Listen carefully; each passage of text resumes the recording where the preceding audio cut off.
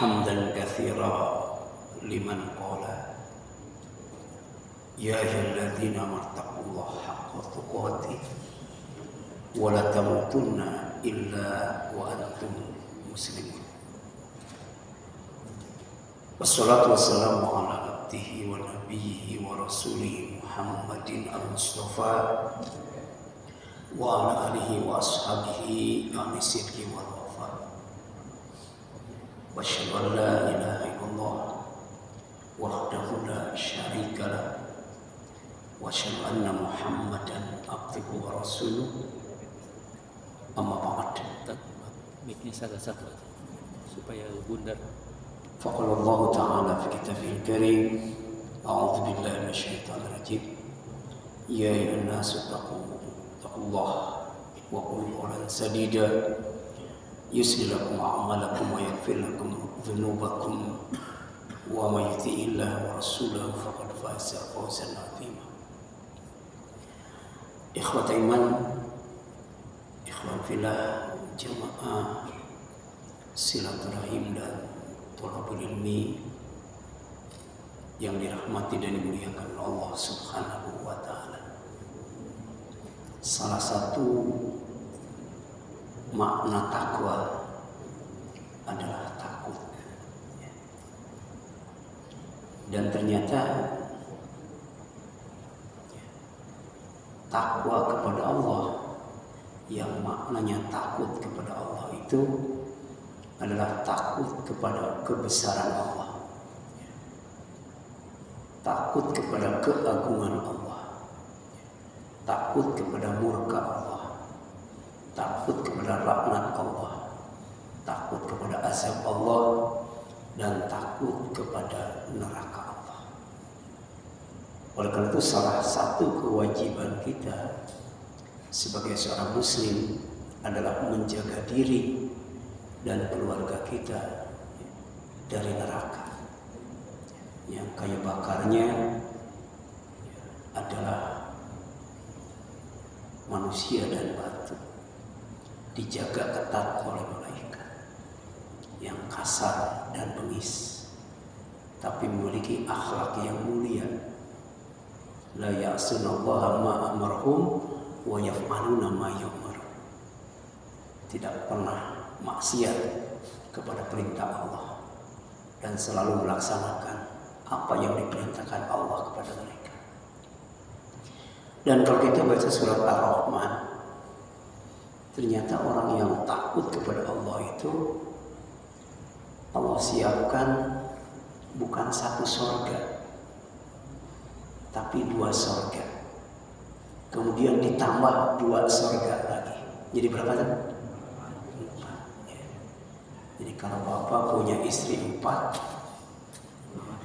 sama-sama soleh, sama-sama iman, sama-sama takwa, sama-sama menerima catatan amal dari arah kanan dengan tangan kanan, insya Allah. Itu 4 surga cukup untuk 4 istri ya. Waliman khafa maqama rabbih jannatan. Ya, itu surat Ar-Rahman ya. Dan untuk siapa saja yang takut kepada kebesaran Allah, Allah siapkan 2 surga. Terus ke bawahnya ada wa min dunihima jannatan. Di samping 2 surga ada 2 surga yang lainnya. Padahal 1 surga saja seluas langit dan bumi. Ini 4 surga. Luar biasa. Menjelaskan keutamaan orang yang takwa. Di antaranya takut kepada Allah Subhanahu wa taala. Nah, kemudian salah satu ciri orang yang takut kepada Allah itu orang yang mampu menahan nafsunya, mampu mengendalikan nafsunya. Wa amma man khafa maqama rabbih wa nahan nafsa 'anil hawa fa inna jannata hiyal ma'wa. Itu surat apa itu? An-Nazi'at ya. Jadi surat An-Nazi'at menjelaskan Dan adapun orang yang takut kepada kebesaran Allah, kemudian menahan nafsunya, ya, dari hawa nafsu, ya, dari keinginan, ya, maka sesungguhnya ya, surga adalah tempat tinggalnya. Itu secara umum. Secara khusus dijelaskan dalam surat Ar-Rahman. Surganya juga bukan satu, tapi 4 gitu. Ya. Oleh karena itu tema kita pada sore hari ini adalah ketika neraka Jahim dinyalakan dan dipanaskan. Ya. Jadi neraka itu panas, ya. Dipanaskan lagi, ya, supaya suhunya makin tinggi. Ya.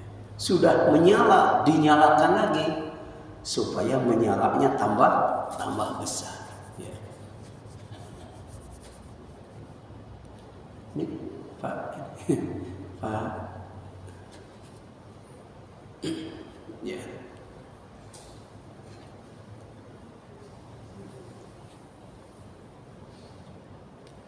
Ngerti itu ya.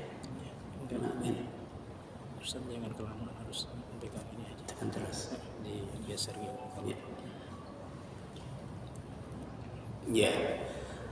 Nah, sebagaimana firman Allah SWT dalam surat At-Takwir ayat 12 tadi sudah dibacakan ya, seluruh ayatnya. Ini ayat 12 saja. Ya. Wa idzal jahimu su'irat. Ya. Jadi dan apabila neraka jahim itu ya, sudah dinyalakan, sudah dipanaskan. Jahim adalah nama salah satu neraka yang disebut dalam Al-Quran. Ya. Dan kata su'irat itu dimaknai sebagai ukidan, ya, dinyalakan, dan uhmiyat, dipanaskan. Ya. Padahal sudah nyala, dinyalakan, sudah panas, dipanaskan, supaya tambah besar nyalanya, tambah tinggi suhunya. Ya. Ini Nabi SAW pernah bersabda, ukidan ala nari alfasana hatta marrat. Ya. Jadi dinyalakan dan dipanaskannya itu ya, selama 1000 tahun. Ya. Jadi kalau kita nyalain air sampai mendidih, sampai panas berapa menit? Ya. Ya. Menyalakan besi atau logam sampai mencair berapa lama? Ya. Ini dinyalakannya tuh 1000 tahun itu, ya, 1000 tahun sampai warnanya merah, ya, warnanya merah. Ya. Kemudian ukidah dinyalakan lagi alaiha neraka itu, ya, alfasana 1000 tahun lagi. Ya. Jadi sudah 1000 tahun sampai merah, dinyalakan, dipanaskan lagi 1000 tahun lagi hatta biyadha sampai putih. Jadi panas dan merah dan putih, panasan mana tuh? Panasan mana Pak? Panasan putih. Kita pernah kan nyalain api itu, warnanya tuh macam-macam ya. Ada yang biru, ada yang hijau, ada yang kuning. Ya. Tapi ada yang merah, ada yang merah. Ada juga yang putih.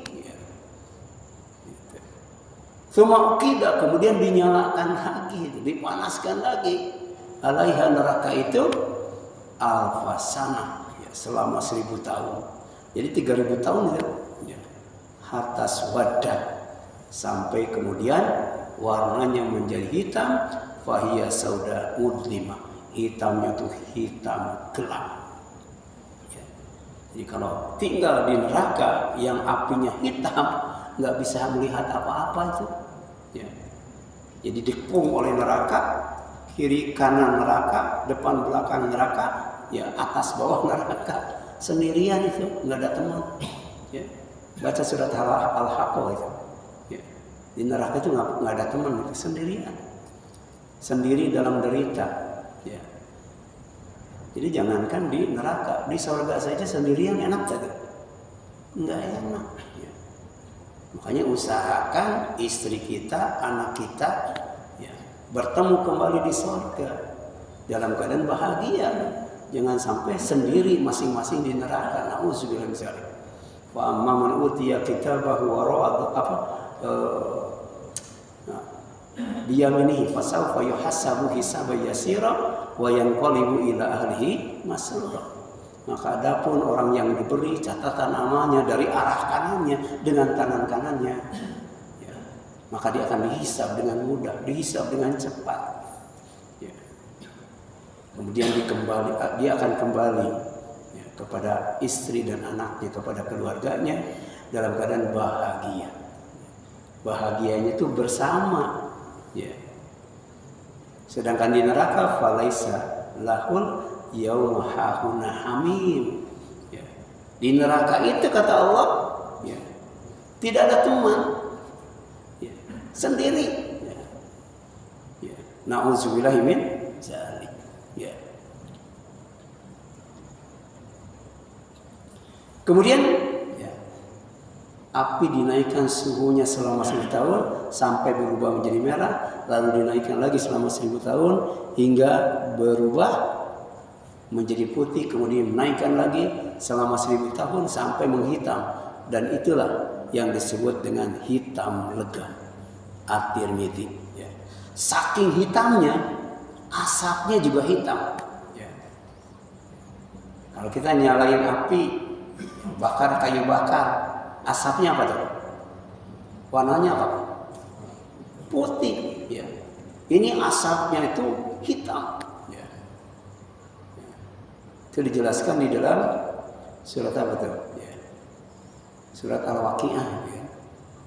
Jadi ternyata ada orang yang disiksa di neraka itu bukan hanya dengan apinya saja, tapi dengan asapnya yang berwarna hitam. Setiap menarik napas menjerit kesakitan. Setiap mengeluarkan napas menjerit kesakitan. Ya. Dan itu khalidina fiha. Ya. Kekal di dalamnya tuh. Ya. Bayangkan 1 hari di neraka menghirup dan mengeluarkan napas, menjerit kesakitan, khalidina fiha. Madamatis samawati wal ardh.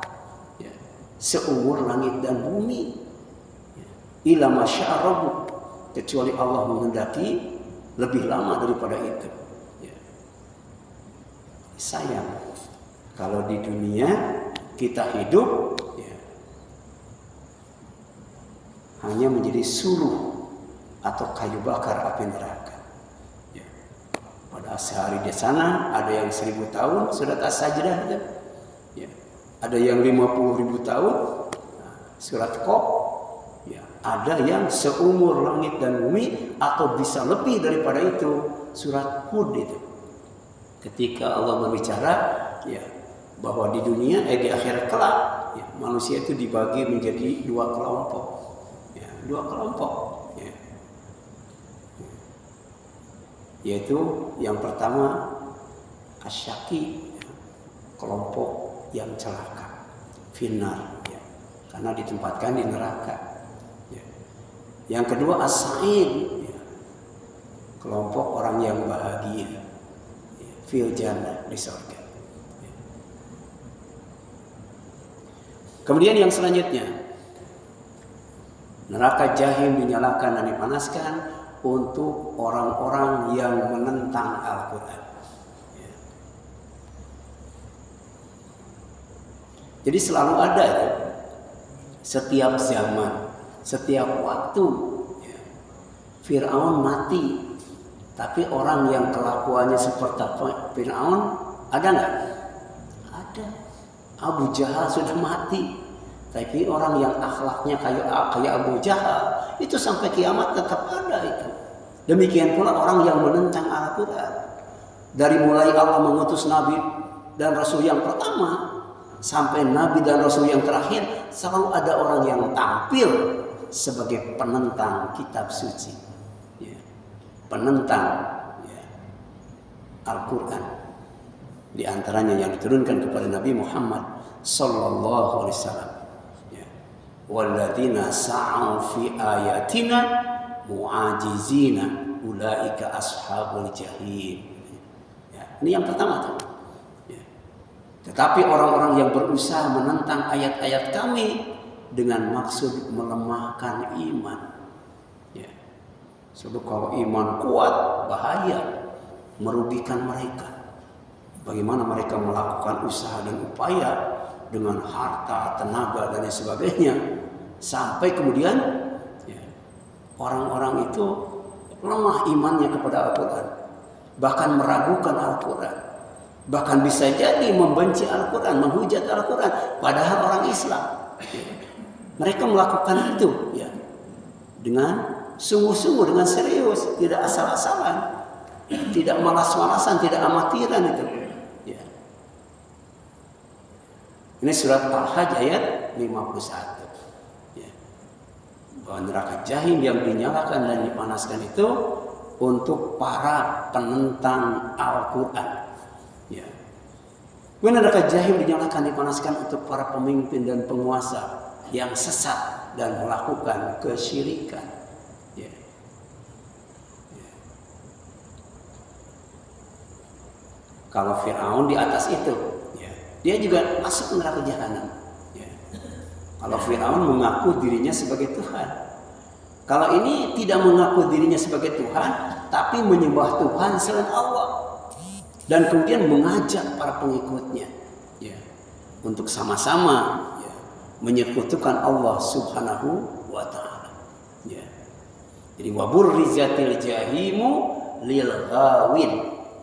Dan neraka jahim itu diperlihatkan dengan jelas kepada orang-orang yang sesat. Ya. Orang yang tidak mau menjadikan Al-Quran sebagai petunjuk. Ya. Tidak mau menjadikan Al-Islam sebagai jalan. Ya. Kemudian ya, semua berhala dan bala tentaranya bersama mereka dimasukkan ke neraka. Ya. Padahal berhala itu nggak punya dosa. Berhala itu ada yang kayu, ada yang batu, ada yang perunggu dan sebagainya. Tapi kemudian kenapa dimasukkan ke dalam neraka? Supaya neraka itu tambah panas. Ya, bayangkan, dengan batu saja, ya neraka itu panasnya luar biasa. Apalagi kalau berhalanya terbuat dari perunggu, terbuat dari apa, kemudian dimasukkan. Ya, bahkan dalam hadis yang sahih, ya, matahari dan bulan pun dimasukkan ke dalam neraka. Ini menunjukkan bahwa ya, matahari yang demikian besar itu ketika dimasukkan ke neraka tidak ada apa-apanya. Untuk apa Allah memasukkan matahari ke neraka? Supaya neraka tambah panas. Ya. Jadi dinyalakan, dipanaskan itu dengan cara memasukkan ya, matahari ke dalam neraka itu. Memasukkan semua berhala ke dalam neraka itu. Sampai tambah nyala dan tambah panas. Ya. Itu disebutkan dalam Al-Quran. Ya. Ini bukan dongeng. Ya. Kemudian waqila lahum aina ma kuntum ta'budun. Dikatakan kepada mereka, di mana berhala-berhala yang dahulu kamu sembah. Ya. Artinya tidak bisa menolong. Ya. Jangankan menolong yang menyembahnya, ya. Menolong dirinya sendiri itu nggak bisa. Ya. Itu waktu gempa bumi di Jogja itu, ya, ada dewa yang namanya Dewa Siwa. Ya. Itu jatuh sampai lehernya patah itu. Ya. Jadi jangankan menolong orang lain ketika terjadi gempa bumi, dirinya sendiri saja jatuh, ambruk, kepalanya patah, nggak bisa menolong diri sendiri. Tapi ternyata orang musyrik itu oleh Allah disebut orang jahiliyah, ya. Orang bodoh. Tapi dalam waktu yang sama orang yang nggak mau mikir. Ya. Berhalanya tuh nggak bisa ngomong. Nggak bisa menolong, tapi tetap saja disembah. Ya. Sampai Nabi Ibrahim itu dakwahnya luar biasa, cerdas dan beraninya. Ya. Ketika orang-orang musyrik bersama raja yang sedang berpesta pora, dia masuk ke tempat berhala itu disembah, dihancurkan semuanya, disisakan yang paling gede. Ya. Untuk ngasih pelajaran, mau nggak mereka mikir? Ternyata nggak mau mikir. Ibrahim, kamu kan yang menghancurkan berhala yang paling besar itu. Kata Ibrahim, itu yang paling gede, yang kapaknya ada di lehernya itu. Kalau nggak percaya tanyakan. Mereka kan berkata, Ibrahim kan iya nggak bisa ngomong. Ya.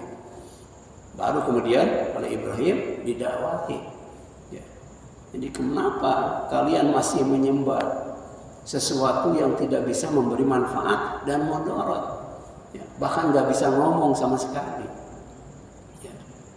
Makanya nanti di neraka itu ada orang yang menjerit histeris, kesakitan. Kemudian berdoa kepada Allah, pertama minta dikeluarkan dari neraka. Yang kedua, minta dikembalikan ke dunia untuk beramal soleh yang selama hidupnya tidak mau melakukannya. Tapi Allah balik bertanya, ya, bukankah kami sudah ngasih umur yang cukup untuk berpikir? Ya. Jadi kalau mau mikir, nggak usah lama-lama. Orang untuk meninggalkan kesyirikan, tapi persoalannya nggak mau mikir. Coba tiap tahun 10 Muharram kebo bule dikeluarkan, ya rebutan dipegang, ditunggu BO-nya. Ya. Udah BO direbutin, katanya karomah atau barokah. Ya. Di mana coba? Nggak mau mikir itu. Ada orang yang sedang memandu Tuhan, mau dibawa ke tempat pemujaan. Ya. Kemudian di jalan jatuh, dinaikin lagi, disimpan di tempat pemujaan, disembah. Kan nggak mau mikir yang seperti itu. Ya.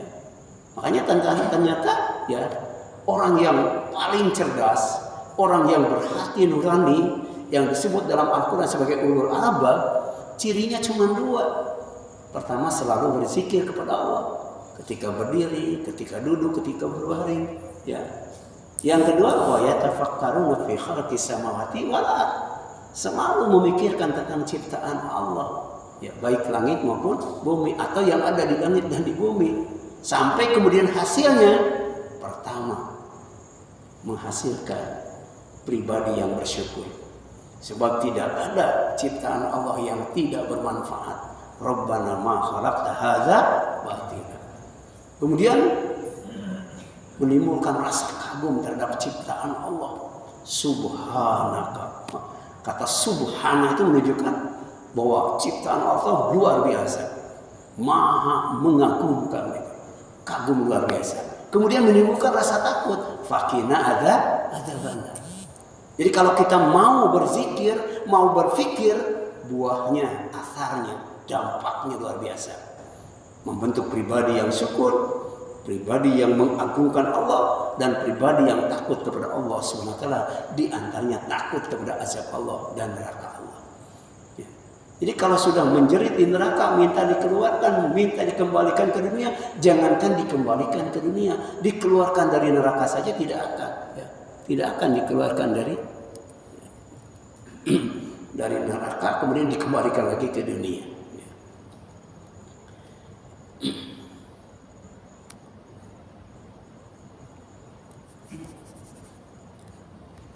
Ini yang pada.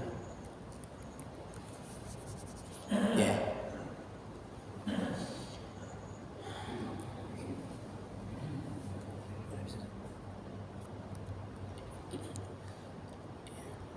Ya.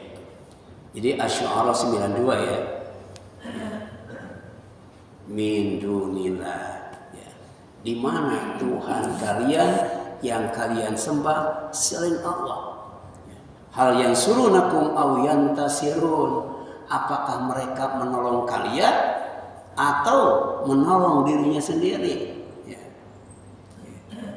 Pada saat ya, berhala-berhala yang disembah itu semuanya dimasukkan bersama mereka ke dalam neraka jahim. Ya. Kemudian fakubkibu fiha hum wal ghawun. Ya. Mereka nggak bisa menjawab. Oleh karena itu mereka sesembahan itu dicungkir balikan ke dalam neraka bersama orang-orang yang sesat. Ya. Karena mereka mencintai berhala, mencintai Tuhan selain Allah. Kata Rasulullah SAW, anta ma'a man ahbabta. kamu itu akan bersama orang yang kamu cintai. Ya. Jadi kalau kita cinta Jokowi sama Jokowi nanti, cinta siapa lagi? Ganjar sama Ganjar nanti. Ya. Cinta Prabowo sama Prabowo nanti. Anta ma'a man ahbabta. Jadi ada orang ya, yang kalau sholat bacaannya itu kulhu lagi, nggak mau bacaan yang lain, diadukan kepada Rasul. Ya, dipanggil orang itu, Rasul nggak mau. Ya, kalau tanpa tabayun, tanpa klarifikasi, setelah dipanggil dia menjawab, ya, aku mencintai surat Al-Ikhlas. Kata Rasul, anta ma'a man ahbabta. Engkau akan bersama ya, yang engkau cintai. Ya. Makanya doa kita itu, Allahumma inni as'aluka hubbaka wa hubba man yuhibbuka wa hubba amalin yuqarribuni ila hubbika. Ya Allah, sesungguhnya aku memohon cintamu. Aku memohon cinta orang yang mencintaimu, dan aku memohon amal yang akan mendekatkan aku kepada cinta.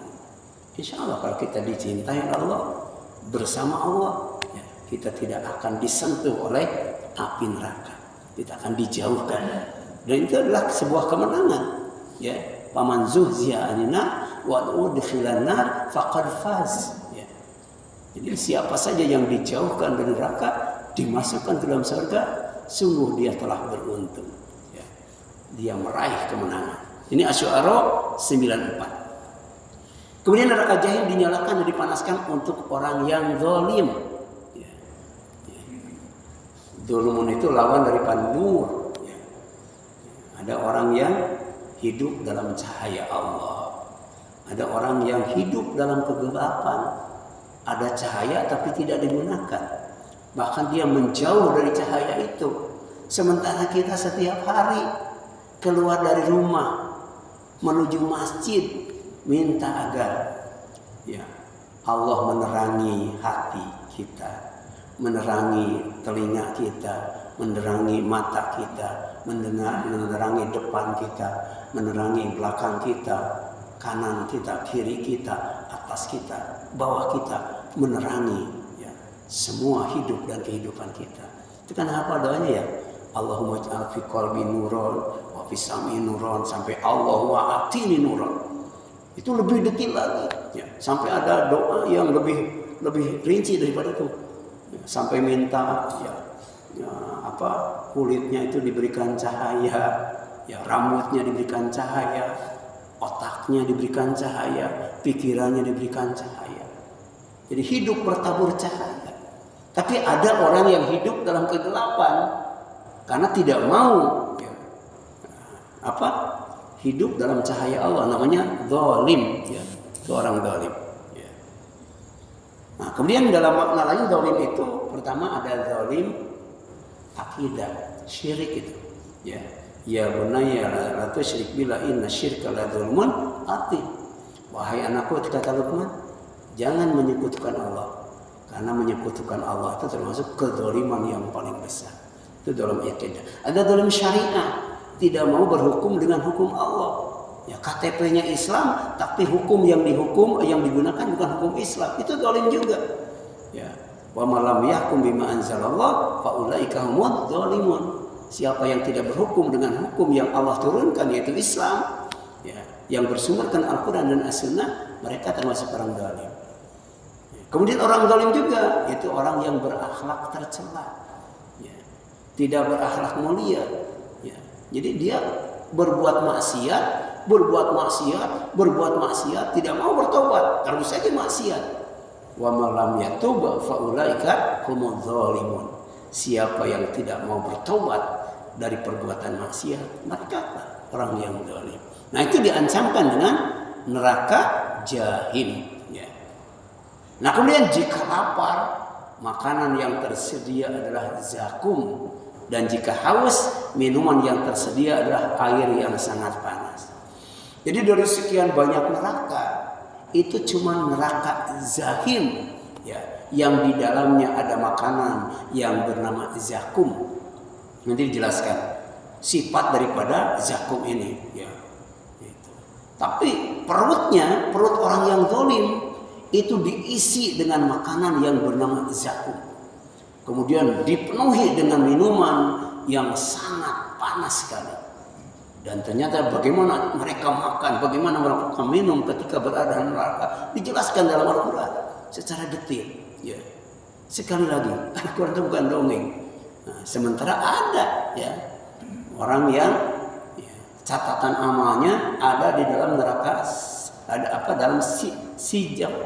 Inna kitabal fujar lapis sijin, dalam sijin itu. Ya. Nah, itu orang yang menganggap Al-Quran itu dongeng tempo dulu. Ya. Nah ini termasuk ya, orang-orang zalim. Nah untuk apa Allah menciptakan zakum kemudian disediakan untuk orang yang zalim? Ya, yang ada di dalamnya inna ja'alnaha fitnatan lidzalimin. Ya, sesungguhnya kami jadikan zakum itu ya, sebagai azab bagi orang yang zalim. Jadi bukan hanya dengan neraka dan apinya, tapi dengan zakum. Ya, Allah mengazab orang zalim di neraka jahim. Nanti dijelaskan dalam Al-Quran. Kenapa zakum itu sebagai fitnah? Fitnah itu ujian, tapi fitnah juga artinya adalah azab atau siksaan. Ya. Ini surat As-Saffat ayat 63. Nah kemudian zakum adalah samaratu syajaratin khabithatin murratin karihati ta'mi yukrahu ahlunar ala tanawuliha. Ya. Jadi buah itu nama buah ya, yang tumbuh dari pohon yang jelek, rasanya pahit, ya makanan yang tidak mengundang selera dan dibenci oleh penghuni neraka ya untuk dimakan. Enggak ada yang mau makan kan? Ya, enggak ada yang makan. Ya. Tapi ternyata orang zalim makan dia. Yang lainnya nggak mau itu. Ya, hati-hati dengan zalim itu. Ya, az-zulmu dzulumatun yaumil qiyamah. Ya, kedzaliman itu bisa menyebabkan kegelapan pada hari kiamat.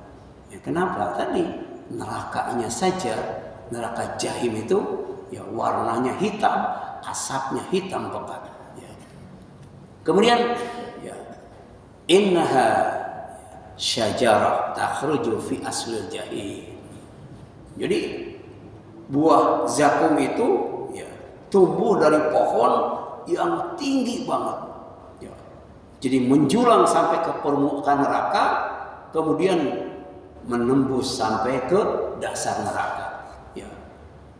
Sementara yang namanya dalamnya neraka, dalam sebuah majelis, ya, Rasul ketika berkumpul, tiba-tiba ada suara yang menggelegar. Kalian tahu nggak itu suara apa? Kata para sahabat, hanya Allah dan Rasulnya yang tahu. Itu sebuah batu yang dilemparkan ke dalam neraka. Ya. Sejak 70 tahun yang lalu, sekarang baru nyampe ke dasarnya. Kira-kira itu berapa dalamnya ya? Ya. Dan berapa tingginya tuh pohon zakum itu? Ya. Makanya orang fasik dalam surat As-Sajdah dijelaskan, ya walaupun neraka itu dalam, tapi dia berusaha untuk naik ke atas. Sebab tidak ada yang betah di neraka. Ya. Fama asbarahum alannar. Ya. Tidak ada orang yang sabar menghadapi siksa neraka. Ya. Kalau sakit masih ada yang sabar. Ya. Ujian yang berat masih ada yang sabar. Tapi kalau dihadapkan kepada neraka, tidak ada yang bikin mereka sabar untuk menghadapinya. Ya. Kemudian yang selanjutnya, ya innaha syajarah takhruju fi aslil jahim. Sesungguhnya zakum itu adalah ya, nama buah yang berasal dari pohon ya, yang keluar dari dasar neraka jahim. Ya. Di neraka lain nggak ada tuh pohon zakum. Ya. Sungguh itu adalah pohon yang keluar dari dasar. Itu surat apa? As-Saffat 64. Ya. Kemudian karena sangat buruk lagi menjadikan zakum itu oleh Allah diumpamakan dengan kepala setan. Sudah melihat kepala setan? Jadi menakutkan, jelek banget itu. Ya, makanya dalam tafsir dijelaskan kenapa setan itu tidak mau menampakkan diri kepada kita, jelek. Kalau cakep mah pasti menampakkan diri. Ya. Dia jelek. Ya. Dan setan itu kan salah satu kerjaannya di samping melupakan orang berzikir juga nakut-nakutin orang. Ya. Kalau nggak jelek, nggak menakutkan, ngapain nakutin? Ya, ternyata buah zakum itu talquha ka'annahu ru'usus syayatin. Ya. Jadi mayangnya seperti kepala setan. Ini As-Saffat 65 tuh. Ya. Gitu. Jadi jangankan memakannya, melihatnya aja serem itu. Ya. Makanya tadi penghuni neraka itu nggak suka itu dikasih makanan yang bernama zakum itu. Ya. Kemudian karena sangat lapar, walaupun tadi tidak mengundang selera, menakutkan, menjijikkan dan lain sebagainya, perut orang zalim penuh dengan buah zakum, dimakan dengan lahapnya itu. Padahal ya tadi tidak mau dia sebenarnya makannya. Wa innahum la'akiluna minha famali'una minhal butun. Ya. Maka sesungguhnya mereka orang yang zalim itu tidak akan makan ya, dari yang namanya neraka buah zakum itu, tapi kemudian famali'una minhal butun, karena sangat laparnya dimakan juga. Bahkan kalau belum penuh perutnya terus saja dimakan buah zakum itu. Dulu saya tuh kalau turun di Mambo ya, mau ngajar di pesantren Persis 12 itu di Permi itu ya, itu pas turun tuh di tong sampah tuh selalu ada orang ya, dia ngebongkar sampah kemudian nyari makanan. Makannya tuh bukan sudah basi kemudian bau, tapi dimakan. Kita mah boro-boro ya, kenapa dimakan? Saking laparnya tuh. Ini mah bukan basi, bukan bau, tapi menjijikan dan menakutkan. Tapi dimakan dan kemudian dipenuhi perutnya dengan buah itu. Fa innahum la'akiluna minha. Sungguh mereka orang zalim itu pasti akan memakan buah zakum itu. Bahkan famali'una minhal butun. Ya, perut mereka akan dipenuhi dengan buah zakum itu. Ya. Kemudian yang selanjutnya, ya. Dan karena sangat haus, air yang sangat panas diminumnya dengan banyak seperti minum unta. Ya. Ada yang pernah lihat unta minum? Ya. Minum unta kayak mana? Unta itu kalau minum nggak cukup 1 galon itu, ya. Tidak cukup 1 bak itu. Ya. Bisa jadi onta itu paling sedikit kalau minum 1 kolam itu. Jadi perutnya tuh bisa menyimpan air untuk perbekalan perjalanan yang sangat jauh. Sementara punuknya untuk menyimpan lemak sebagai persediaan makanan yang perjalanan yang sangat jauh. Makanya unta itu walaupun berjalan jauh di bawah terik matahari, dia kuat nggak minum, dia kuat nggak makan. Kenapa? Sebenarnya bukan nggak makan nggak minum, karena dia ada siap minuman di perutnya, ada siap makanan di punuknya. Dia berbulan-bulan bisa ada. Ya, gitu. Inilah makanya ketika Allah menyuruh memperhatikan, itu tidak menyuruh memperhatikan kambing, unta, ayam, burung, tapi disuruh memperhatikan unta kan. Afala yanzuruna ilal ibili kaifa khuliqat.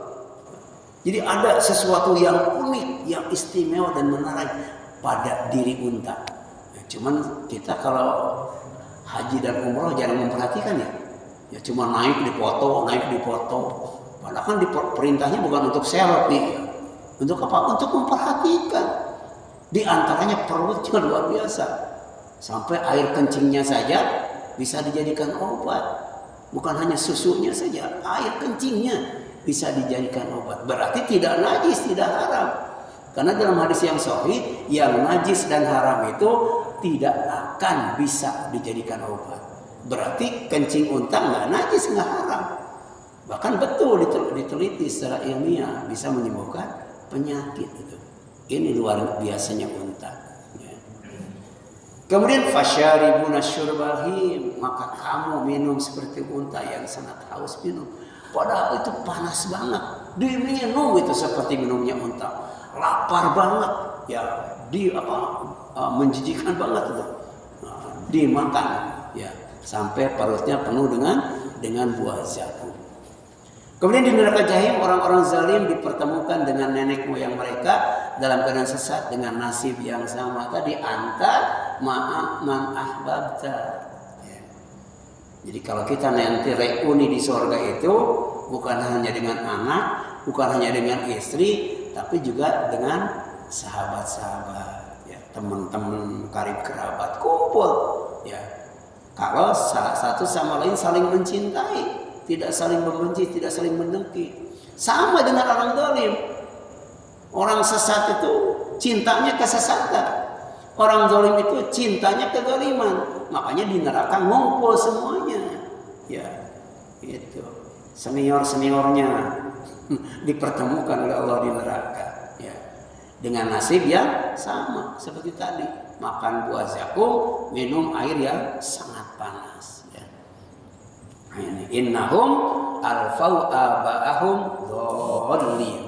Sesungguhnya mereka mendapati nenek moyang mereka dalam keadaan sesat. Kemudian neraka jahim dinyalakan dan dipanaskan untuk apa? Untuk orang yang melampaui batas dan mengutamakan kehidupan dunia. Ya. Jadi fa'amma man tagha wa atharal hayatad dunya fa inna jahima hiyal ma'wa. Maka adapun siapa saja yang melampaui batas, ya, kemudian ya, lebih mengutamakan kehidupan dunia, maka sesungguhnya neraka jahim lebih pantas untuk ditempati oleh mereka. Ya. Nah ini, ya.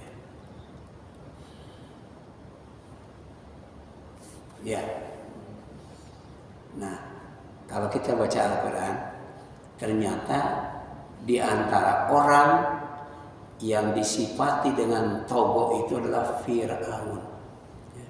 Karena kan Fir'aun itu tidak menyembah Tuhan selain Allah, tapi menjadikan dirinya sebagai Tuhan. Itu melampaui batas. Ya. Kalau menyembah Tuhan selain Allah itu namanya sesat.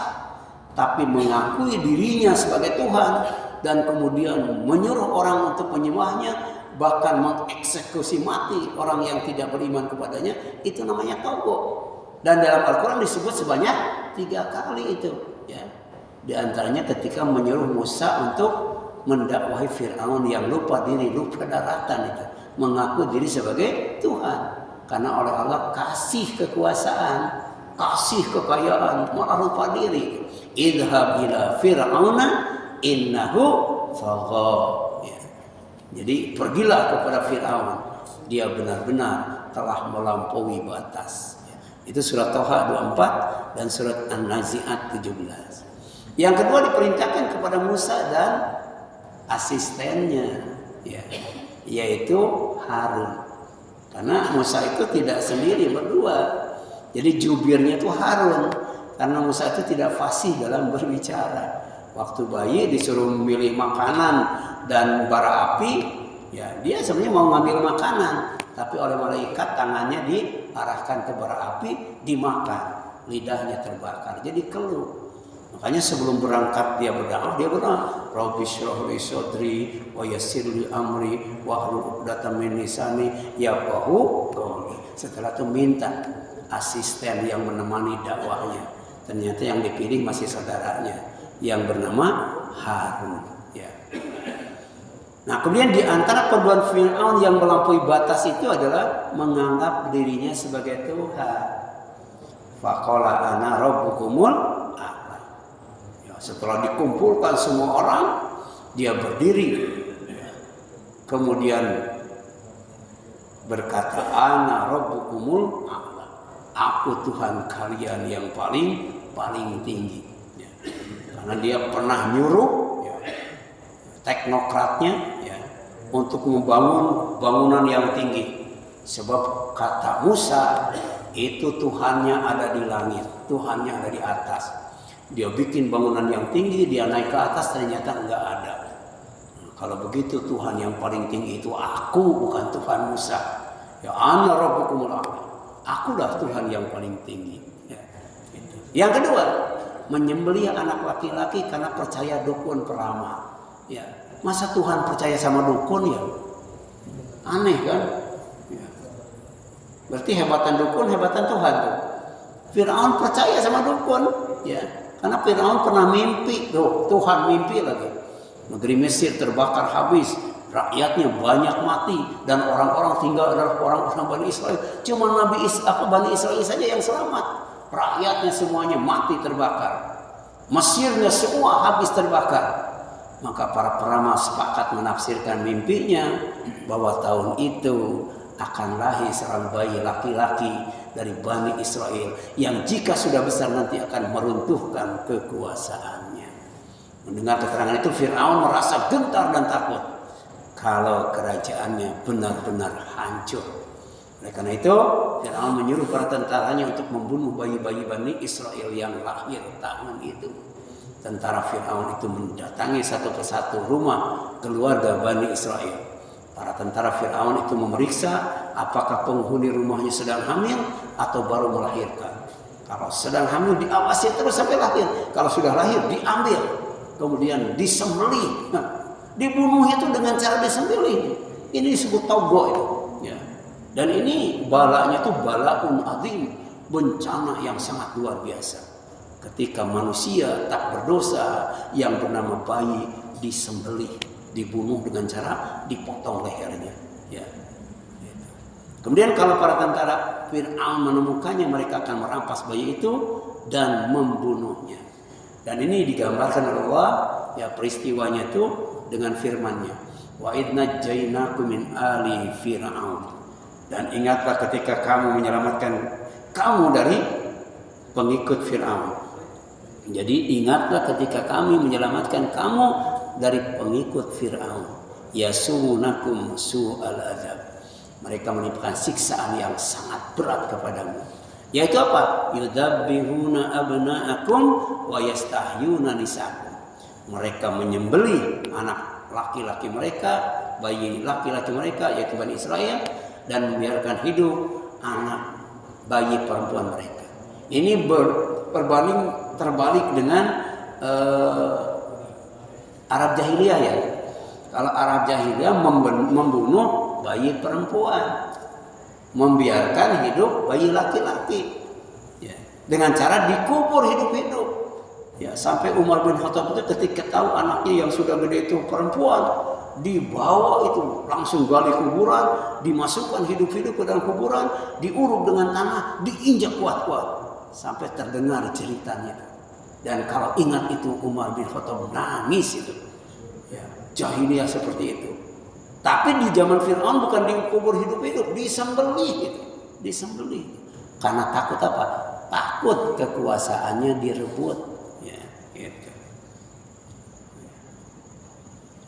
Kemudian mereka menyembelih anak laki-lakimu dan membiarkan hidup anak perempuan. Fi dzalikum bala'un min rabbikum adzim. Luar biasa. Dan dalam hal itu bagi kamu, wahai Bani Israel, itu ujian yang sangat berat, ya, dari Allah Subhanahu wa taala, Rabb kalian. Ya. Ini Al-Baqarah 49. Yang ketiga, kenapa Fir'aun dikatakan togo? Karena menjadikan Bani Israel sebagai pelayan dan budak. Ya.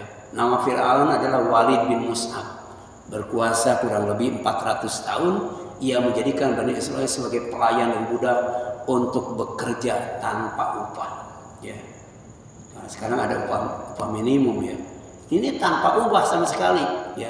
Ada yang dipekerjakan sebagai tukang bangunan, tukang kayu, tukang batu, kemudian pandai besi. Ada juga yang dipekerjakan sebagai petani dan tukang kebun. Jika tidak mau atau tidak mampu bekerja, itu didenda. Ya. Di antara mereka ada yang ditugaskan memahat gunung untuk membuat tiang-tiang sehingga terluka pundak tangan dan punggung mereka karena harus memotong tiang-tiang itu gunung batu. Gunung batu dibuat rumah, ya, dibikin tiang, kemudian dipindahkan tanpa upah, bayangkan, ya. Ya. Jadi ada juga yang harus membangun istana, ada juga yang memasak. Waktunya sampai maghrib. Itu harus selesai. Sebelum maghrib harus selesai. Jika matahari terbenam dan kerja mereka tidak mencapai target, maka tangannya akan diborgol ke lehernya selama 1 bulan.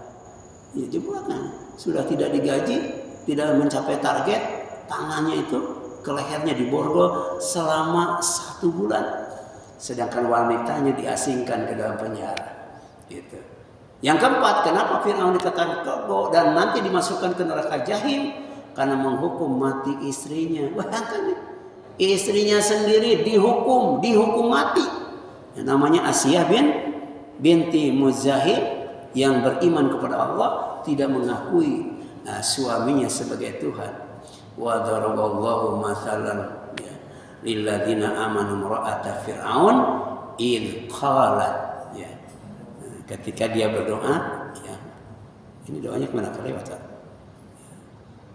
Id qalat rabbi ibnili apa? Indaka baitan fil jannah wa najini ya fir'aun wa amalihi ya wa najini minadh dhalimin. Itu doa Asyar sebelum dihukum mati. Ya Allah, bangunkan sebuah rumah di sorga, di dekatmu, di sorga paling tinggi itu. Selamatkan aku dari Fir'aun, selamatkan aku dari perbuatan Fir'aun. Bisa jadi Fir'aun sudah mati, tapi perbuatannya tetap ada. Dan selamatkan pula dari orang-orang yang zalim. Ya, itu 3 tuh. Minta diselamatkan dari Fir'aun, minta diselamatkan dari perbuatan Fir'aun, minta diselamatkan dari perbuatan orang yang zalim. Ya, gitu. Dan ini perbuatan. Nah ini doanya ya, Rabbi nili indaka baitin fil jannah wa najjini min fir'aun wa amalihi wa najjini minal qaumidz dzalimin. Ya. Nah, kemudian ayat ini mengingatkan bahwa Fir'aun bisa mati. Fir'aun bisa mati, tapi perilakunya masih hidup. Demikian pula orang zalim selalu ada sampai hari kiamat. Komunis mati bisa, tapi komunisme orang yang melakukan, yang berpaham komunis terus hidup sampai kapanpun. Ya. Nah, kemudian Asia beriman kepada Allah setelah Nabi Musa mengalahkan para tukang sihir Fir'aun. Ya. Ini luar biasa. Ya. Musa dengan satu ular bisa mengalahkan ya, tukang sihir ya, yang jumlahnya banyak banget. Jadi semua ular yang dilemparkan oleh tukang sihir itu dilalap habis oleh seekor ular yang berasal dari tongkat Nabi Musa. Kalau tadi sihir, ini mukjizat. Ya, jadi sihir tidak bisa mengalahkan mukjizat. Sihir dari setan, mukjizat dari Allah Subhanahu wa taala. Makanya istri Fir'aun langsung menyatakan beriman. Ya. Tapi kemudian malah dihukum oleh suaminya dengan cara pertama diikat, ya. Diikat dengan 4 tiang. Ini tiang ke tiang, kemudian ditengadahkan ke atas langit, disimpan di atas pasir. Panas banget di atas matahari. Tapi ketika Fir'aun pergi, bala tentaranya pergi, maka malaikat datang menaungi Asia sehingga tidak merasakan panas walaupun dalam keadaan terikat. Tapi tidak puas sampai di sana. Kemudian Fir'aun menyuruh untuk membawa batu bongkahan besar untuk ditimpakan ke istrinya. Ini tunggu istri sendiri sampai diperlakukan seperti itu. Tapi karena doanya sebelum batu nyampe, nyawanya oleh malakul maut sudah diambil. Sehingga bongkahan batu yang menimpa badannya tidak terasa sakit. Karena nyawanya sudah keluar. Itulah barangkali pelajaran yang sangat berharga ya, dari kisah Fir'aun. Kenapa Fir'aun dikatakan togo? Sebagai salah satu ashabul jahim, penghuni neraka jahim. Intinya, ya, pertama jangan sampai kita menentang Al-Quran, apalagi menentang Allah. Jangan sampai kita melakukan perbuatan sesat dan mengajak orang untuk berbuat sesat. Melakukan kesyirikan, melakukan kezaliman, dan melakukan perbuatan yang melampaui batas. Nah, ditutup dulu atau tanya jawab? Ya, ya. Silakan. Bapak yang ingin bertanya, silakan. Ya, silakan. Pak Cipto.